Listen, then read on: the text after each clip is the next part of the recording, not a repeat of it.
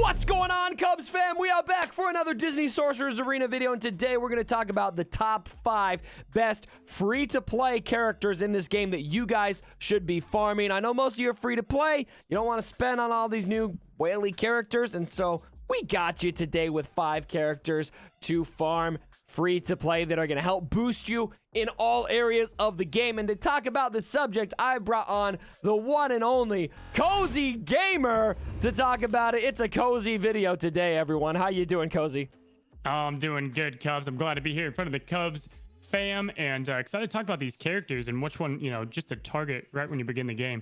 Yeah, and so everyone, please check out Cozy's channel. Give him a sub. He just started because of this game, and I gotta say, your growth is freaking impressive. I'm really glad that you are covering this game, and I look forward to making a lot of content with you. So get used to Cozy, guys. I think we're going to see him around quite a bit.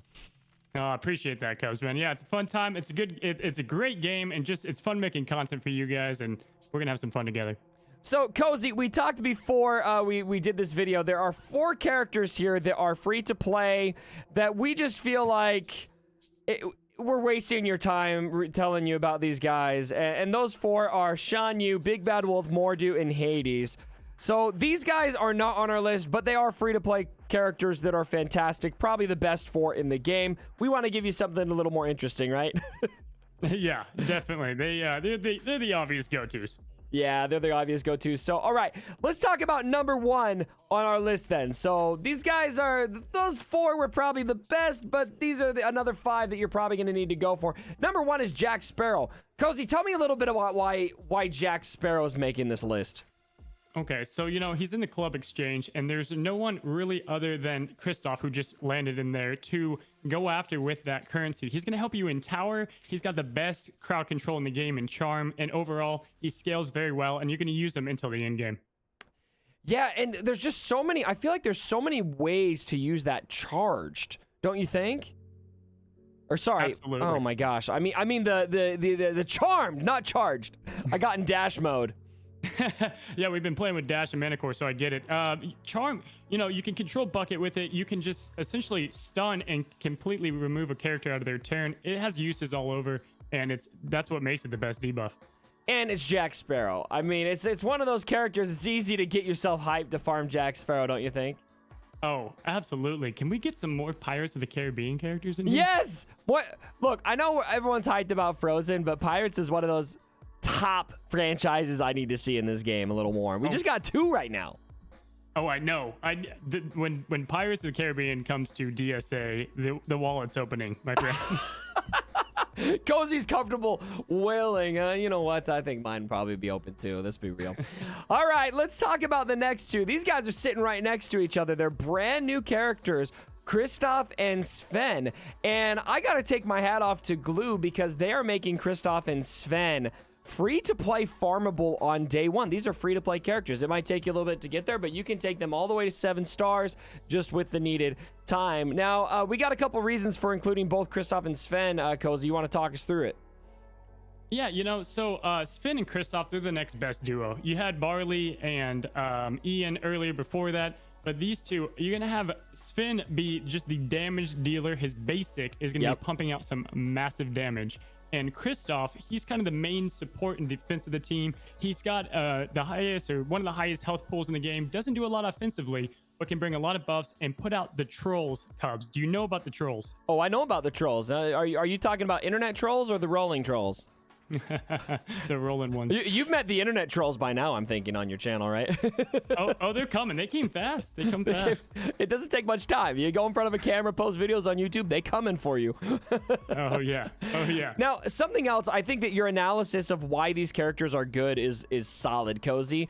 I also got to call out that we know that we're getting Elsa and Anna coming. Well, we know for a fact Elsa ended up being accidentally shown in the game by Glue, and she was a 145 shard unlock, which makes me think that there's a really good chance that these guys are going to be needed to unlock Elsa.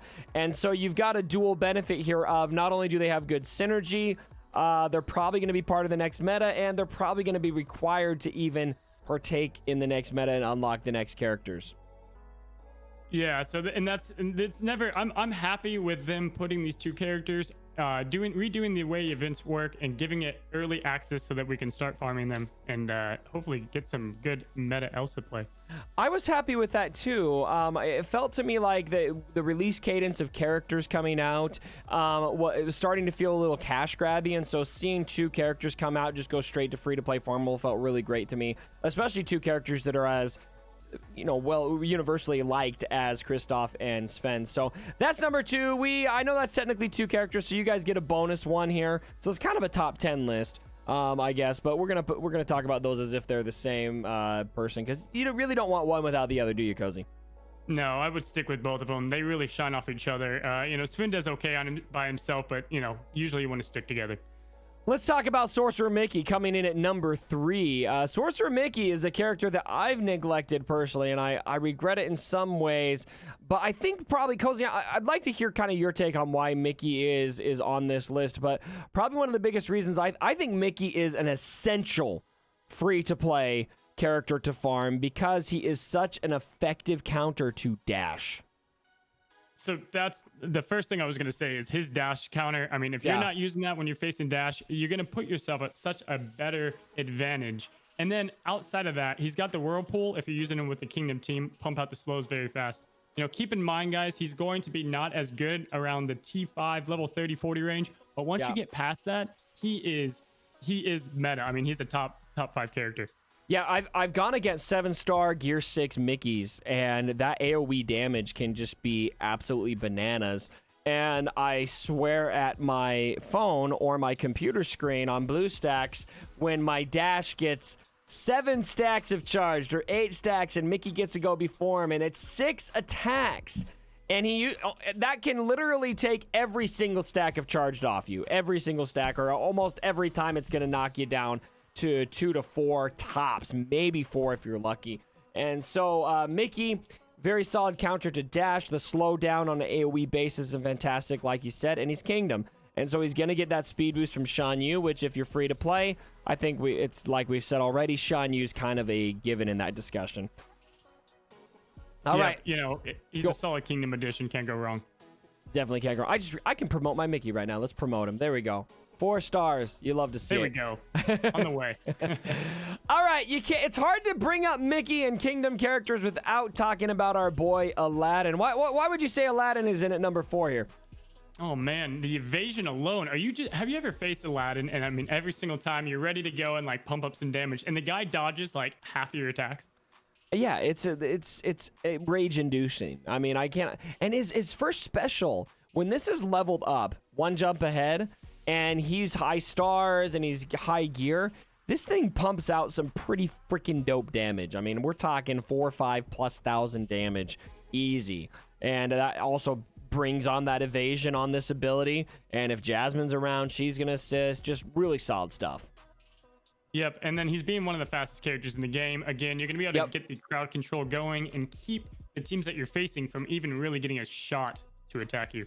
Yeah, and that's what makes Kingdom so good, right? Even if you, and I've ran into this. I'm running the pay-to-play meta right now. I've got a lot of Incredibles. I got Zerg in there, and Kingdom teams can still trip me up if I don't get the right RNG, because they're super fast. They can get out ahead of you, and sometimes you just get too far behind with Kingdom. And so it's actually, I mean, this is kind of a different subject for another day, Cozy, but I feel like if you have a decked out Kingdom team, you can survive against the pay-to-play meta right now.